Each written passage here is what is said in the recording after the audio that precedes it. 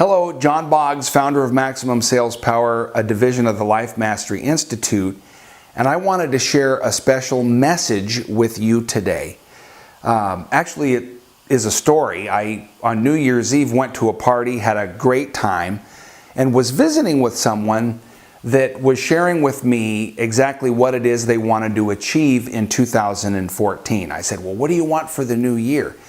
And it made me think how you and I do the same thing. We think about what it is that we would love to see happen in the new year.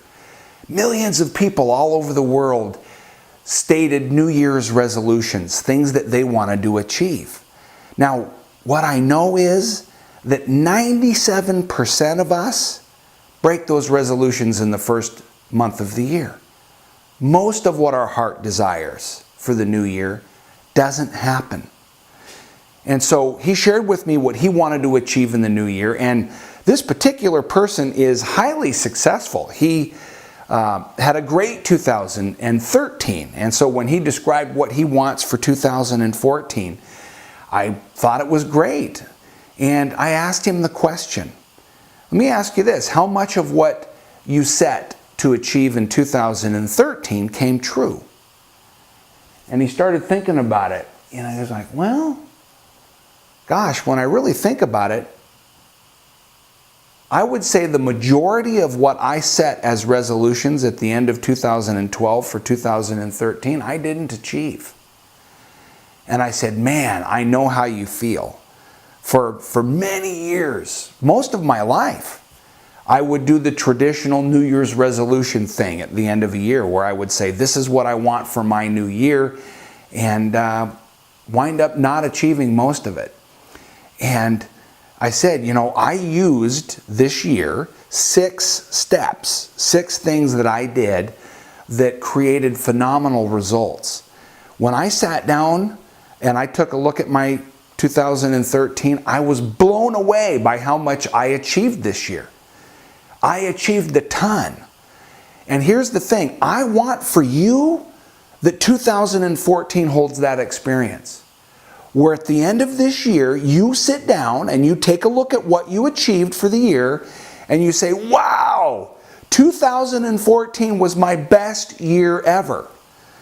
And I know that can be your experience. I know that I want that again for myself. I want this year to be my best year ever. So I shared with him the 6 things that I did last year that worked that I did again this year for 2014. So here they are. The first one is a very thorough review of my previous year, where I really took a look at what I had said I wanted to achieve and how much of it I achieved. And it's super important. I call it an inventory. You can reflect, you're taking a look at it. Any good business, as an example, if you're in retail, does an inventory, whether it be quarterly, often it's quarterly, monthly, or certainly annually, where you say, what in our store is selling? What are people buying? What's moving off the shelves? And what's stagnant? What's not moving? What's not working? So this process as a person is also an important process. And here's the cool thing about doing a good inventory. The most important question that you want to do, or you want to ask yourself is this. When you take a look at your year, where during the year was I successful? Where during the previous year was I experiencing success? And what was I doing during that successful time frame? Because that's what you want to focus on. You want to be able to know where was I successful and what was I doing during that successful time frame. So that's part of my process, because certainly 2013 had periods of time where I was enjoying more success than other periods. So I shared that with him and he said, wow, I like that. I'm going to do that. And I want to encourage you to do that. Sit down and do a very thorough inventory of your 2013. Where were you successful? Where were you knocking it out of the park? And what areas were not successful, so that you at least have that as a reflective point as we move forward. So I do that process, 2013, do a review. Then I sit down and write out what my goals for 2014 are going to be. And I'm very specific. I have a family goal. What is it that I want to achieve in terms of my relationships? Yeah, specifically relationships. Some of us have bigger families than others, but we all have relationships. So what are my family goals? What are my relationship goals? My work goals, my vocation. What is it that I want to achieve in terms of my job? My purpose goals in terms of doing good work in the community that I'm a part of. What do I want to do in that area? And then for me, my physical goals, my health. What do I want to do in terms of my health? So, and it's super important to write them down. See, the conceptual part of our brain is a different part of our brain than our mechanical part of the brain. The writing, as an example, happens in the left hemisphere of the brain, the frontal lobe of the left hemisphere. So literally, if you write down your goals rather than just thinking about them, you are using more of your brain, which literally means you have a greater likelihood of achieving your goals. So I used to think writing goals was hokey. Why would I write them down? I do it now religiously. I write my goals down. So write them down. That's what I did. I wrote my goals down, and I also write them in a positive format. So I do a review, I write them down, and I make sure, the third step is I make sure that they are written in a positive format with a positive context, positive connotation. So as an example, I did not write this last year, I want to lose 40 pounds. What I wrote was, I am a healthy eater. I exercise regularly. I am a healthy living person. That was one of the goals that I wrote. Now, as a result, I lost 40 pounds. Think about that. That's an amazing accomplishment. I lost 40 pounds by writing that goal down, by reviewing my 2012 before 2013, and then writing down a new goal, and writing it in a positive way. I was able to achieve that. That's the third step, okay? The fourth step after writing it down is to post it. Post it somewhere where I'll see it on a daily basis. So for me, that's in my bathroom. I just post up my goals and I read them every single day.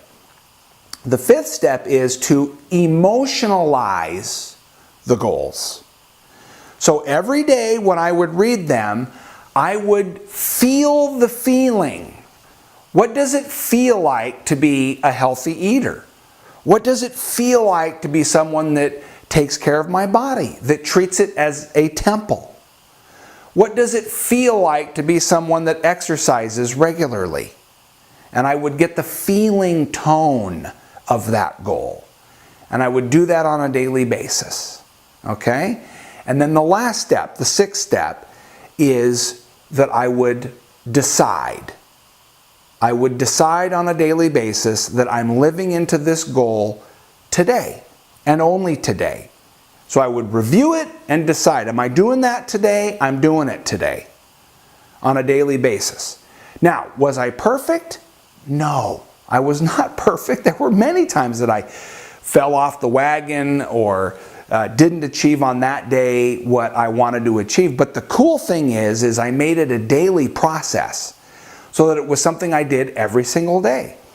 I would also do all six steps on a regular basis. I would review, how am I doing? I would write down how I'm doing. Stay in the process. I would write it in a positive context. Okay, I would post it and I would then take a look at and read that on a daily basis, and I would decide, I'm going to do this. So I shared that process with him, and he's working on it. He's doing this on a daily basis. In fact, he sent me an email and said, hey, this is not easy. And I said, well, how bad do you want what you want to achieve? How bad do you want a new year? How bad do you want 2014 to be your best year ever? Are you willing to do the work? You're only going to get the results for the things you're willing to do. So I wanted to share those 6 steps with you because you have an opportunity. I have an opportunity. We have an opportunity to make a difference in our world, whether that be with our kids, our significant others, our spouses, our co-workers. If you're achieving your goals, they are more likely to achieve their goals. We influence each other. So I wanted to share that with you with the hopes that you'll put those 6 steps into practice in your life so that you can make a difference for the people that matter to you. Just like you matter to me. You make a difference in the world, and that has a positive impact on all of us. So take advantage of this. Don't be part of the 97% that let their New Year's resolutions fall by the wayside. Be part of the 3% difference makers. Make a difference in your world today. Now, for more support and structure in this process, come on January 9th and 10th to the Hilton Hotel and be a part of the Success Summit and Dream Builder Live event. I look forward to seeing you there.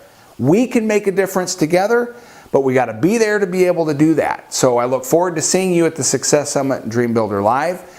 You can go to MaximumSalesPower.com to learn more. And until next time, here's to your maximum sales power.